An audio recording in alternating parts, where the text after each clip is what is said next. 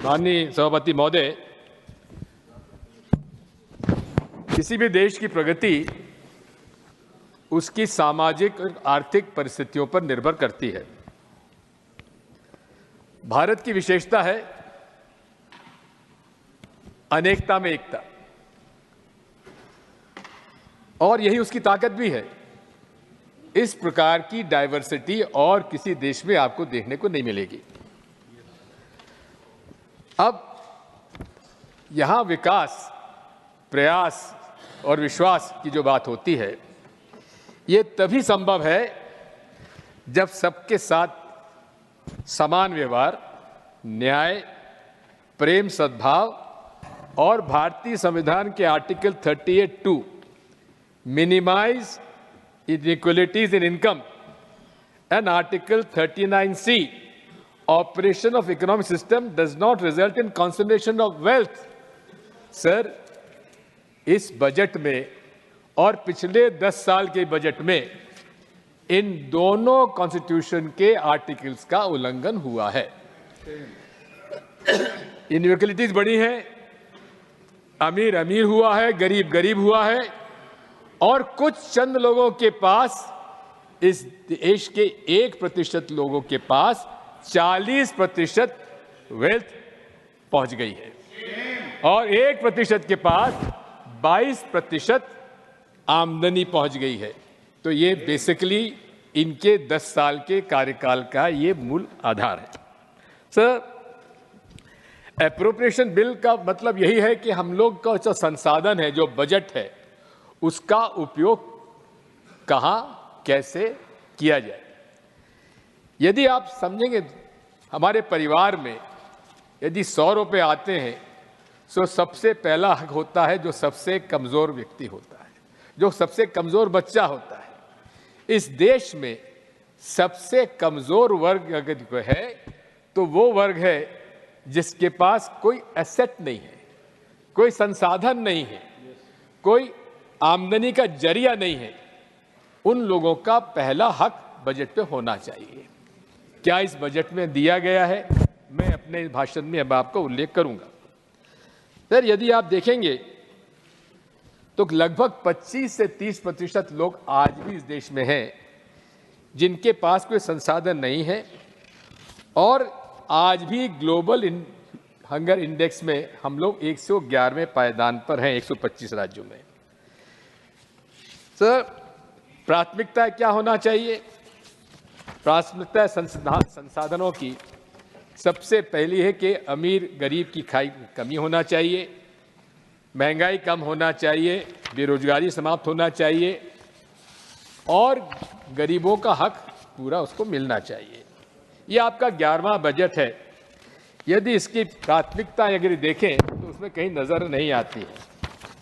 Sir, Rahul ji ने सही कहा था 2015 में, कुछ भी कहिए, उनकी फार साइटेडनेस का तो हम लोग आप देख रहे हैं, चाहे कोविड का मामला हो, चाहे चाइना का मसला हो, चाहे सूट बूट की सरकार। उन्होंने कहा था ये सूट बूट की सरकार है, और पिछले 11 साल के बजट में ये पूरी सरकार केवल सूट बूट की सरकार है। और अब तो कॉरपोरेट्स में भी विभाजन सा लगता है। कुछ हमें अमीर कॉरपोरेट है, और एक मिडिल क्लास है, और एक lower middle class. Corporate sector में विभाजन हमको करना पड़ रहा है, जिस प्रकार से हम लोग मिडिल क्लास में करते हैं। यदि आप देखेंगे सर कि हमारे इकोनॉमिक सर्वे में कहा गया है कि लगभग 24 करोड़ लोग गरीबी की रेखा के बाहर चले आए,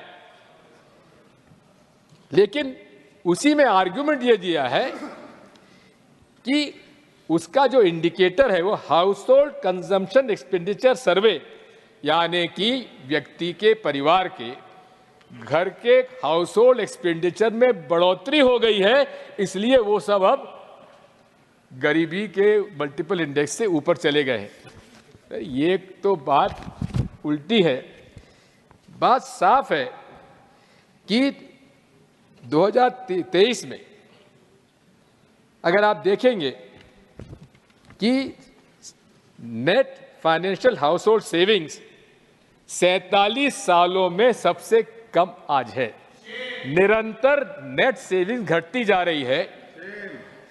ये एक इंडिकेटर है कि गरीबी घट नहीं रही है, गरीबी बढ़ रही है। साथ में जो बजट है उसमें भी, उनके हाउस होल्ड बजट है उसमें लोन इस सेक्शंस का बढ़ता जा रहा है। तो कहां से गरीब लोगों की संख्या कम हो गई, ये माननीय मंत्री जी बताएंगे हमको बाद में। साथ में ये भी है कि इनके कार्यकाल में आमदनी लगभग वही है, मजदूरी वही है। जो मजदूरी 10 साल में 1% से भी आगे पीछे नहीं हुई है, चाहे एग्रीकल्चर लेबर हो, नॉन एग्रीकल्चर लेबर हो या कंस्ट्रक्शन वर्कर हो। इसके लेबर जो हमारे ब्यूरो डाटा है उससे प्रमाणित होता है। सबसे ज्यादा गरीब कौन है? मैंने आपको बताया, जो भूमिहीन है, एसेटलेस है, जिसका रोज आमदनी करने पर चूल्हा जलता है। यूपीए सरकार ने महात्मा गांधी नरेगा का योजना चालू की, लेकिन साथ में मजदूरों के बारे में मनोवृत्ति क्या है इस सरकार की, आप ऑर्गेनाइज लेबर में देख लीजिए। हर साल ये जिनीवा के कन्वेंशन के अंतर्गत हर साल ट्राइपार्टाइट मीटिंग्स होना चाहिए, एम्प्लॉयर, एम्प्लॉई और गवर्नमेंट की। सन 2015 से लेकर आज तक उसमें भारतीय मजदूर संघ का भी उसमें नाराजगी है। एक बार भी इन्होंने लेबर कॉन्फ्रेंस नहीं की और 44 लेबर लॉज बदल दिए, 4 लेबर कोड ले आए जिसमें किसी भी ट्रेड यूनियन से चर्चा भी नहीं करी। सर, मैं आपसे कहना चाहता हूं कि महात्मा गांधी नरेगा का जिसका विरोध मोदी जी करते थे, कहा था ये हम लोग मॉन्यूमेंट रखना चाहते हैं, जो यूपीए सरकार के गलत काम हुआ उसके आधार पर। लेकिन साहब उसके हिसाब से मैं ये देखूंगा तो उसमें भी एप्रोप्रिएशन बिल में उसकी भी उसमें देख रहे हैं, उसमें भी अलॉटमेंट कम हुआ है। किसान सम्मान निधि आप दे रहे हैं, किसान सम्मान निधि उसको दे रहे हैं जिसके पास जमीन है। जो जिसके पास जमीन नहीं है, जो भूमिहीन मजदूर है, उसको 1 पैसा भी आप नहीं दे रहे। आप शेयर क्रॉपर, उसको भी आप 1 पैसा नहीं दे रहे हैं। सर, और तो बात छोड़ दीजिए, जो एनएसएपी के अंतर्गत जो यूपीए सरकार के समय ओल्ड एज पेंशन 200 रुपए माहवार होती थी, वो भी आज उतनी ही है, 1 रुपया आपने नहीं बढ़ाया।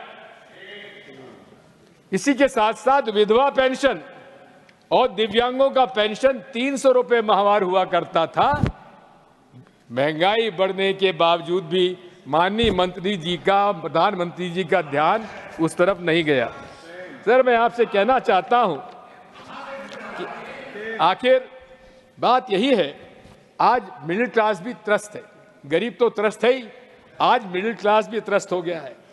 इसमें केवल 2.2% लोग इनकम टैक्स देते हैं, और वो भी अगर आप देखेंगे कि आज जो कॉरपोरेट सेक्टर से टैक्स आता है वो डायरेक्ट टैक्स कलेक्शन से भी कम हो गया है। आप लोगों ने बड़े बड़े कॉरपोरेट्स को फायदा दिया। मैं बताना चाहता हूं कि आप लोगों ने इकोनॉमिक सर्वे के आधार पर पैरा 6 के अनुसार 2020 से लेकर 2023 के बीच में कॉरपोरेट सेक्टर को 4 गुना फायदा हुआ है। लेकिन ये 4 गुना फायदा कहां गया? ये मैन्युफैक्चरिंग सेक्टर में नहीं लगा। असेट्स कहां गए मैं नहीं कह सकता। मूल बात ये माननीय सभापति महोदय, इन लोगों ने कॉरपोरेट सेक्टर का ऊपर जो वेल्थ टैक्स था वो भी खत्म कर दिया। या यदि आज जो सुपर रिच है, यदि आप देखेंगे कि एक साल में बिलियनियर्स, जो खरबपति, अरबपति से बड़े खरबपति, उनकी सबसे ज्यादा संख्या बड़ी है तो मोदी जी के सरकार में बड़ी है। गरीब गरीब होता चला गया, अमीर अमीर होता चला गया। मेरा तो सुझाव यह है कि आप यदि सुपर रिच टैक्स, केवल 300 सबसे अमीर परिवारों पर यदि आप उनके वेल्थ टैक्स 2% लगा देंगे तो आपका साल भर का भारत का बजट भी उससे पूरा हो जाएगा। लेकिन आप लगाएंगे नहीं, हम जानते हैं। मैं अनएम्प्लॉयमेंट के बारे में आज मेरा भतीजे से मेरे कुछ प्रश्न पूछे थे, नहीं मिला, लेकिन बात यह है, मैं आपके साथ अलग से बैठ के चर्चा करूंगा। आज अनएम्प्लॉयमेंट सबसे बड़ी समस्या है और अनएम्प्लॉयमेंट की समस्या को दूर करने का एक बड़ा माध्यम अनएम्प्लॉयमेंट दूर करने का स्किल डेवलपमेंट भी है, लेकिन साथ में आपको लेबर इंटेंसिव इंडस्ट्री पर ध्यान देने की आवश्यकता है। टेक्सटाइल आज वो सेक्टर है जिसको सबसे ज़्यादा आप लोगों ने इग्नोर किया है। वहाँ के इन्वेस्टमेंट उसका धीरे घटता जा रहा है। दूसरी तरफ बांग्लादेश की इकोनॉमी, श्रीलंका की इकोनॉमी आप देखेंगे, टेक्सटाइल पे रेडीमेड गारमेंट से उन्होंने काफ़ी आगे बढ़ाया है। मैं इतना भी ये कहना चाहता हूँ कि आप लोगों ने ये बात सही है कि आपने मैडम 3 ड्रग्स पर, कैंसर के ड्रग्स पर आपने कस्टम ड्यूटी कम की है। मेरी तो आपसे प्रार्थना ये है कि आप तीन को छोड़ के जितने भी ड्रग्स हैं, कैंसर ड्रग्स हैं, उनको सबको आपको कस्टम ड्यूटी फ्री करना चाहिए। अभी कुछ दिन पहले जीएसटी 18% आपका हेल्थ इंश्योरेंस में था। हमारी मांग है कम से कम उसको तो आप माफ़ कर ही दीजिएगा। मैं ये भी आपसे निवेदन करना चाहता हूँ कि इसमें जितने भी आपके कैंसर के रिलेटेड जितनी मशीन्स हैं उनको भी टैक्स माफ़ करिए। एजुकेशन और हेल्थ, इस पर विशेष तौर पर ध्यान देना चाहिए, लेकिन दोनों मंत्रालय के आप लोगों ने बजट अलॉटमेंट कम किया है। सबसे बड़ी बात यह है कि आपने टैक्स रिफॉर्म्स की आपने बात की है। जहाँ तक टैक्स रिफॉर्म्स की आपने बात की है, लेकिन देखने में आता है कि सबसे ज़्यादा यदि आईबीसी का जो लाभ हुआ है वो कॉर्पोरेट्स को हुआ है। हेयर कट हुआ, उस हेयर कट में लगभग 12 लाख करोड़ का ऋण माफ हुआ है। ये किसके लिए फायदा हुआ? कॉर्पोरेट्स के लिए फायदा हुआ। दूसरी बात यह है कि डिडक्शन जो है, मिडिल क्लास का डिडक्शन, अभी भी आप लोगों ने शिक्षा और स्वास्थ्य में महंगाई बढ़ती गई है। इस तरह से चर्चा तो बहुत करनी थी, लेकिन मूल बात मैं आपसे कहना चाहता हूं जम्मू कश्मीर के बारे में। जम्मू कश्मीर के बारे में अभी कुछ दिन पहले यूएस ने ट्रैवल एडवाइजरी भेजी है। तो आप एक तरफ तो कहते हैं कि वहाँ इतना बड़ा टूरिज्म इंडस्ट्री बढ़ती जा रही है, लेकिन यूएस की ट्रैवल एडवाइजरी में कहा गया है कि वहाँ पर अभी जाना खतरे से खाली नहीं है। इसी के मैं पूछना चाहता हूँ, आपने स्टेट को यूनियन टेरिटरी बना दिया। गृह मंत्री जी जाकर कहते हैं हम स्टेट छूट देंगे, लेकिन अभी तक उसका कोई निर्णय नहीं हुआ। जहाँ एक तरफ क्रॉस बॉर्डर टेररिज्म बढ़ रहा है, वहीं माननीय अध्यक्ष महोदय टैक्स टेररिज्म भी इस देश में बढ़ रहा है। और मैं आपसे कहना चाहता हूं माननीय मंत्री जी कि आपके इन्फोर्समेंट डायरेक्टरेट और आपका इनकम टैक्स चेयरमैन सीबीडीटी, ये आपके अंतर्गत आता है। जिस प्रकार से इसका एक रेट्स का एक राजनीतिक हथियार की तरह उपयोग किया जा रहा है, हम उसकी निंदा करते हैं। बात यह है कि आखिर ये ईडी डायरेक्टर और सीबीडीटी चेयरमैन साहब किसको रिपोर्ट करते हैं? अमित शाह जी को रिपोर्ट करते हैं कि आपको रिपोर्ट करते हैं? मैडम, आज मेरे पास लिस्ट है कितने ऑपोजिशन लीडर्स। एक सेकेंड, फॉर्मर सीबीडीटी चेयरमैन मेरे को रिपोर्ट करते हैं। Sir, I know that. नहीं, former sir, he is reporting correctly report करते हैं। He may not be reporting correctly there, but he is reporting correctly here, sir. Yes, go ahead. Sir, the point I am trying to make is I have got a list of opposition leaders who have been against whom ED and IT has been used a political weapon and they were forced to join the BJP. Sir, if you want, I'll be very grateful. I'll be laying this on the table of the House. At the same time, electoral bond pipeline. This is again being used as a weapon by the Finance Ministry. That list also have got those whose houses were raided, premises were raided, have given huge sums of money in the electoral bond. Sir, I would like to say that the lot of ministers, the leader of opposition, leader of the House, and the BJP MPs have been taking the credit of direct benefit transfer for themselves. But let me bring it to the notice that direct debt this transfer was initiated during the UPA regime on 1st January 2013. Sir, I would like to say that capital expenditure has gone up. Capital expenditure has gone up. I congratulate the thing. But is it being used correctly?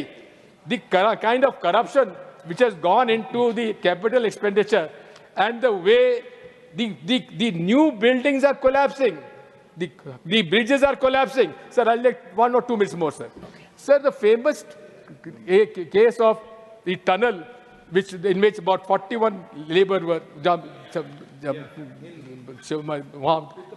वहाँ बच गए थे, फंस गए थे, उसमें भी मैंने आपसे निवेदन करना चाहता हूँ कि उसमें ये कॉन्ट्रैक्टर कौन थे, उनको ब्लैकलिस्ट आप क्यों नहीं करते हैं? मेरे पास अनेक ऐसे उदाहरण हैं, यहाँ जितने भी बड़े निर्माण कार्य हुए हैं जो गिरे हैं, उनके जो कॉन्ट्रैक्ट्स के खिलाफ ब्लैकलिस्टिंग तो करिए। और ये भी एक मानसिकता दर्शाता माननीय सभापति महोदय कि जिस रैट माइनर के माध्यम से आपने उन मजदूरों को छुड़ाया था, उस वकील हसन को उसका घर बुलडोजर से तोड़ दिया। ये मानसिकता है आपकी माननीय अध्यक्ष महोदय। इसलिए सामाजिक और आर्थिक रूप से जो अशांति फैली हुई है, हम उसका विरोध करते हैं। धन्यवाद।